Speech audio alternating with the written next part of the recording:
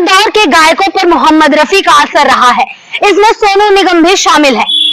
BBC Hindi के साथ बातचीत में सोनू निगम ने कहा था, जब मैं मुंबई गायक बनने के लिए आया तो मेरी यही कोशिश थी कि रफी साहब की आवाज को लेकर आऊं और उनके जैसा गाऊं।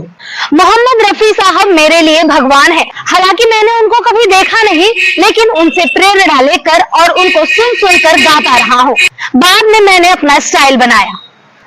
मोहम्मद रफी की बेटी नसरीन के मुताबिक रफी साहब कहा करते थे कि मैं अल्लाह से यही दुआ करता हूँ कि जब मैं टॉप पर रहूं तो वह मुझे उठा ले, और उनकी दुआ कबूल हो गई। साल 1980 में जब उनका इंतकाल हुआ तो वे टॉप पर थे।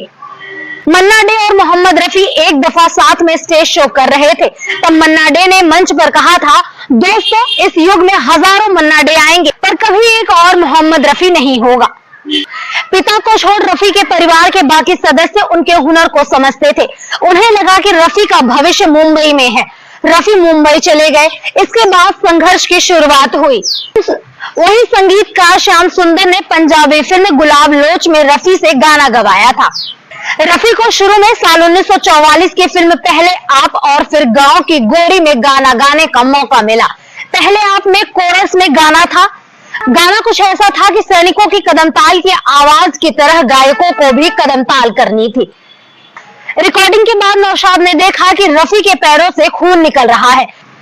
पूछने पर मोहम्मद रफी ने बताया कि उनके जूते कुछ ज्यादा ही टाइट है। चूंकि गाना चल रहा था इसीलिए उन्होंने कुछ नहीं कहा।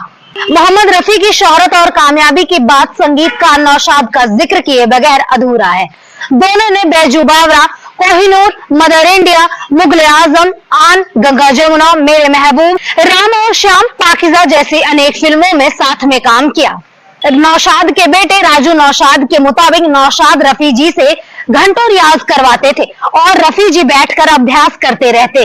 तब नौशाद उनसे हंसते हुए कहा करते थे कि अब जाओ और दूसरे गानों की प्रैक्टिस करो, वरना तुम कभी अमीर नहीं बन पाओगे। ये रिश्ता सिर्फ संगीत का नहीं था। रफी साहब की बेटियों का निकाह भी नौशाद ने ही पढ़ाया था। फिलहाल के लिए इस वीडियो में इतना ही। अब मुझे दीजिए इजाजत। नमस्कार।